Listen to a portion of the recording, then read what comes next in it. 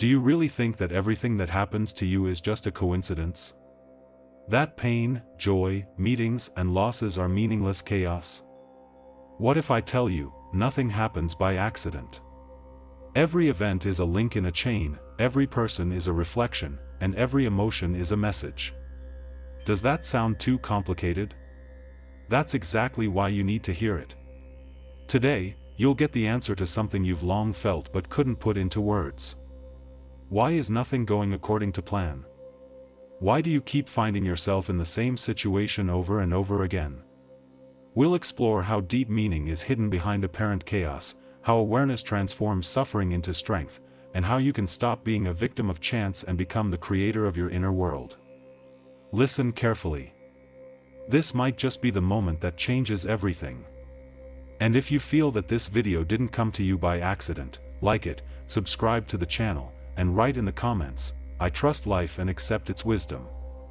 This way, you activate your intention to go deeper. Everything that happens in our life is not accidental. And the sooner a person realizes this, the easier it becomes to breathe.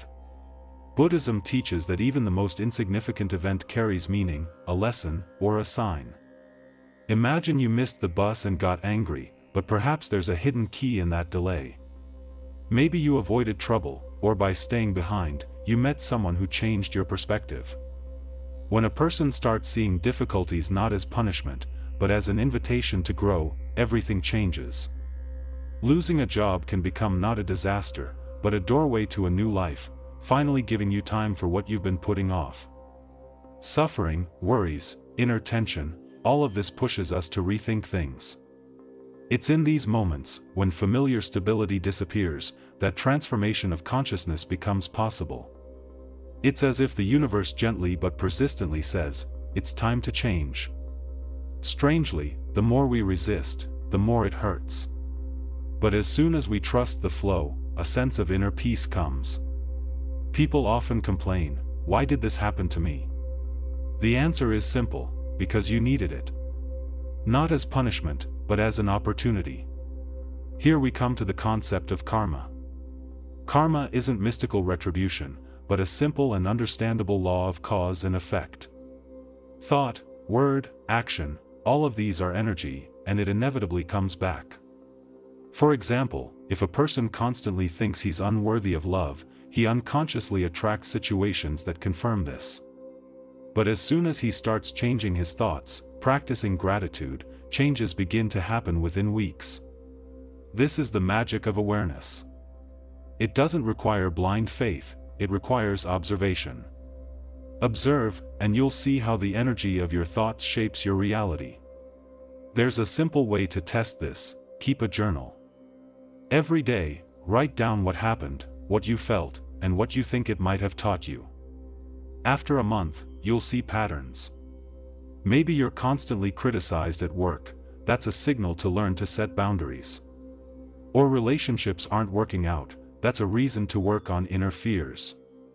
This practical step teaches you not to run from difficulties, but to face them. Now let's talk about suffering. Many think suffering is punishment. Buddhism offers a different view. Suffering is an invitation to awareness. As soon as a person stops asking, "Why me?" and starts asking, "What for?" everything becomes clear. Loss, breakup, illness, these are not enemies, but guides. They call us inward, to observe our thoughts, emotions, and fears. One key to transformation is the ability to stay with your pain, not running away into distractions, not numbing it with food or TV shows. Just be. Sit down, close your eyes, and ask yourself, what am I feeling right now? Where in my body does this pain live?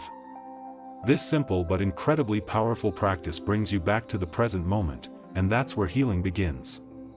As long as you fight pain, it grows. When you accept it, it starts to let go.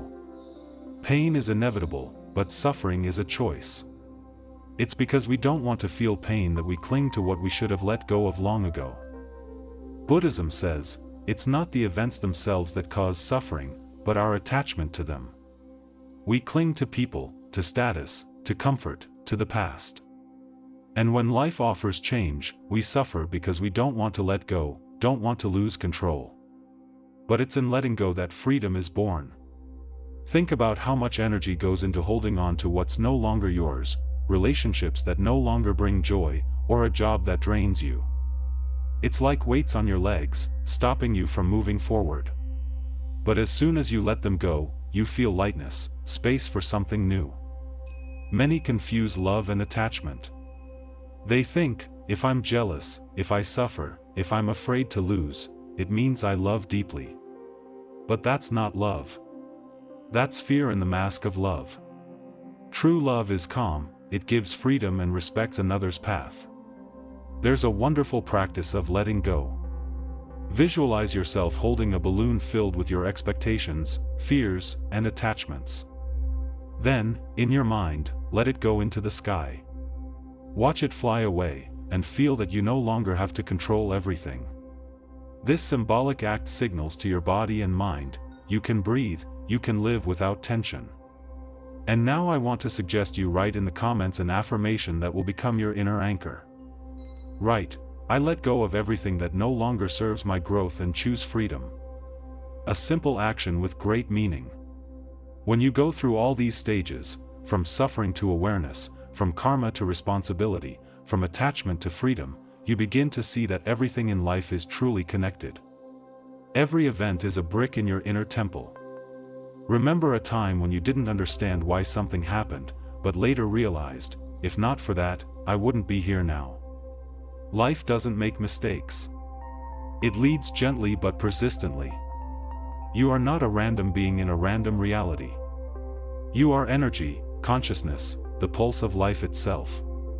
And everything that happens around you is a reflection of your inner state.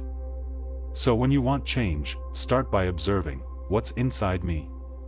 What emotions, what thoughts, what beliefs? Now that you've heard all this, I have one question for you.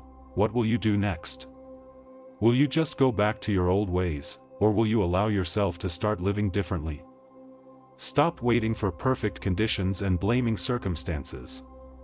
Start observing, start letting go, start feeling. That's how the path of transformation begins. Not in books, not in others' advice, but inside you. Share in the comments which lesson resonated with you the most. What do you want to start practicing today? Let your words inspire others. And if you want to continue this journey, subscribe to the channel so you don't miss the next videos. You deserve not just information, but transformation.